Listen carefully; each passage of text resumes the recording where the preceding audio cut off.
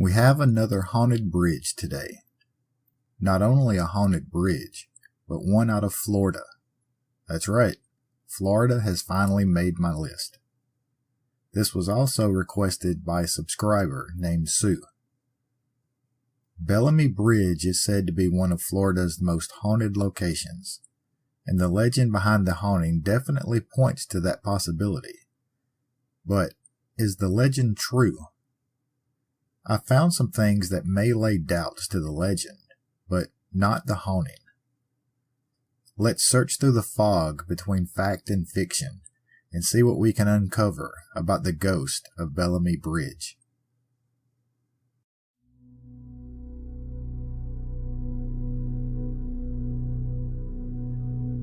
Everyone loves a good, strange, weird, or bizarre story. Well, welcome to the American South, where dark legends and haunted history lurk around every corner. Where superstition, folklore, and a touch of backwoods magic blend with everyday culture. Some say, in order to survive. This is Dixie After Dark.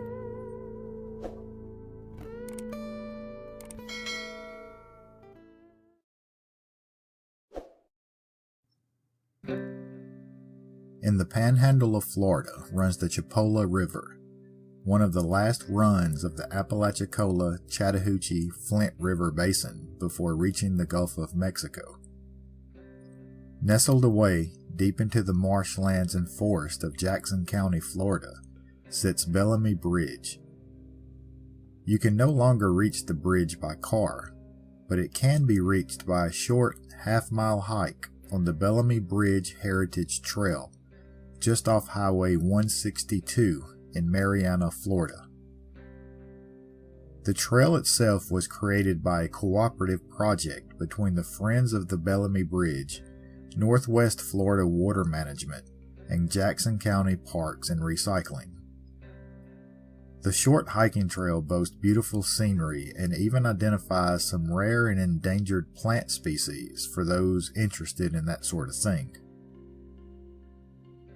The highlight of the trail, though, of course, is Bellamy Bridge. The old steel frame bridge was built in 1914 and is one of the oldest bridges of its type in the state. It's also the focal point of what many say, especially locals, is one of the most haunted spots in Florida.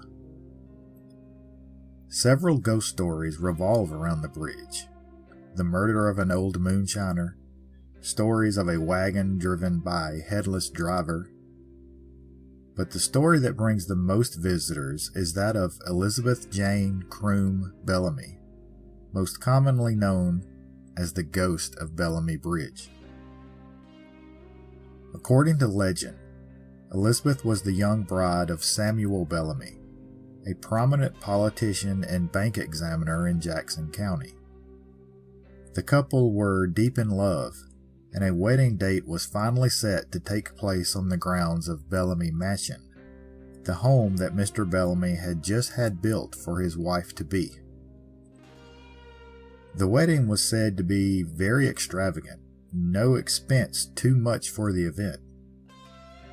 But here we have two different accounts of the story. One says the newlywed couple were dancing. The other says Elizabeth was resting upstairs on a lounge after the long day. Regardless of which is which, that is where the story comes back together. It's said that Elizabeth was carelessly close to a candle, and her long gown caught fire. The dress burst into flames, too quick for anyone to react. Before her husband or any guest could rush to her help, Elizabeth ran from the house in a panic. The crowd caught up with her outside, just as Elizabeth dropped to the ground, overcome by the flames. It's said that Elizabeth Bellamy survived, but suffered agonizing pain, physically from her burns, but also emotionally from the heartbreak and worry she saw in Samuel. After only a few days, Elizabeth succumbed to her wounds. Her body was taken to the plantation of Samuel's brother, Dr. Edward Bellamy, and buried in a grove of trees near the Chipola River. Not long afterwards, people began seeing the ghostly figure of a woman dressed in white pacing along the banks of the river. Many years later, Bellamy Bridge was constructed at the same site, seemingly giving the ghost access to the surrounding swamplands as well. Today, people still report the sighting of Elizabeth Bellamy's ghost in the area around the bridge.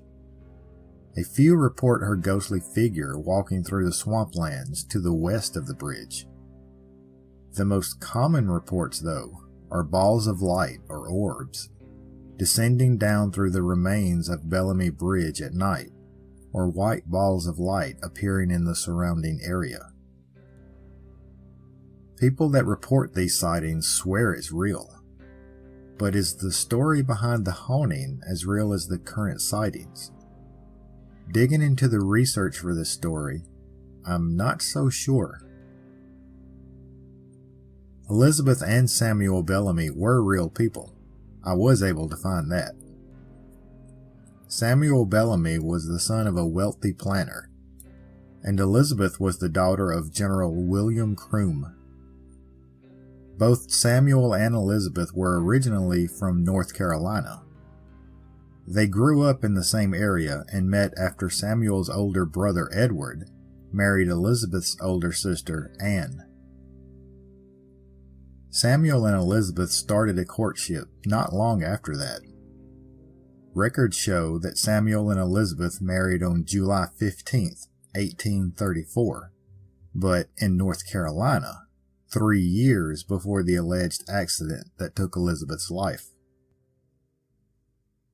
Both the Bellamy and Croom families had large interest and investments in lands in Florida, though.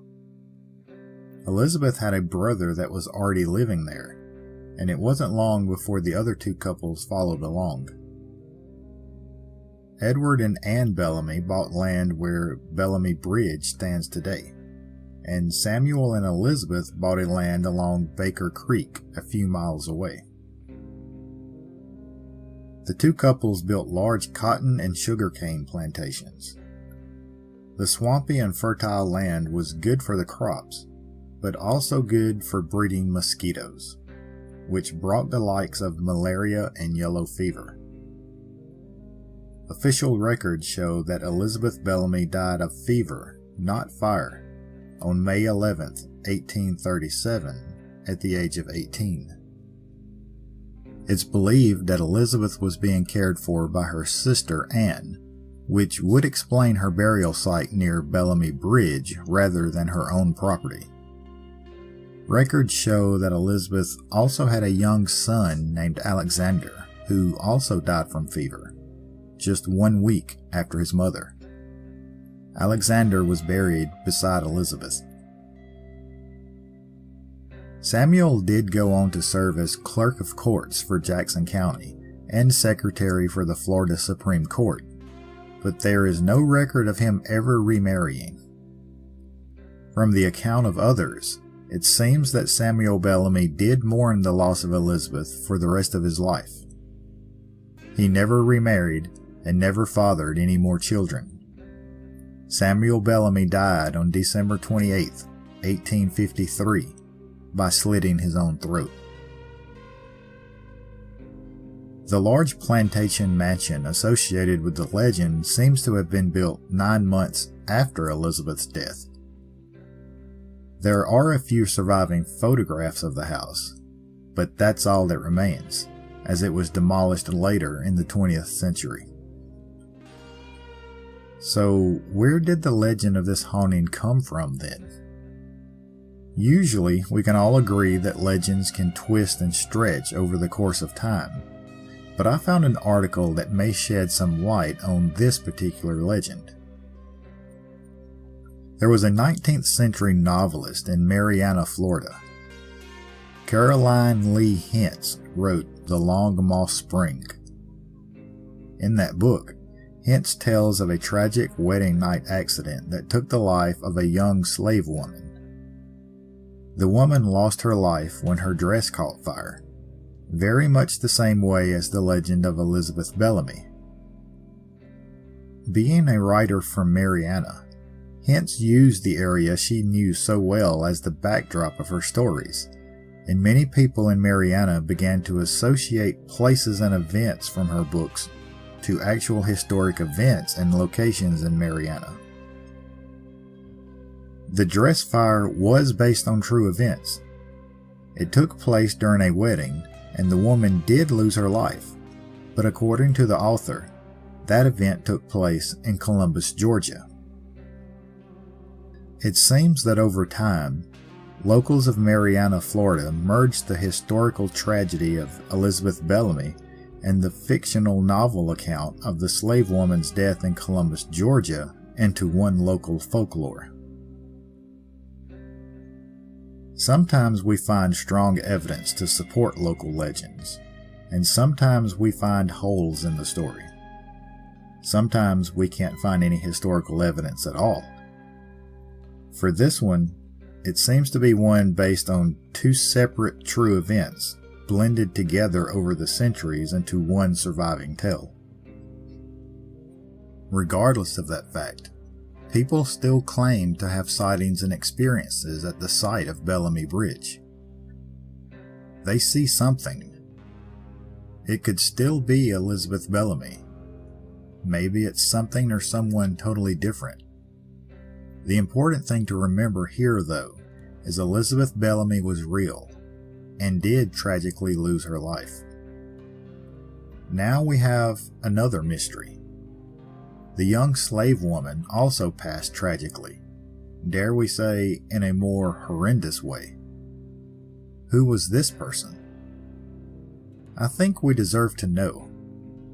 Her story and memory is worth being told, and it happened in nearby Georgia. If I can find anything else on it, I'll let you all know. Maybe one day soon we can update the rest of this story with a name, a place, the history, and remember her life.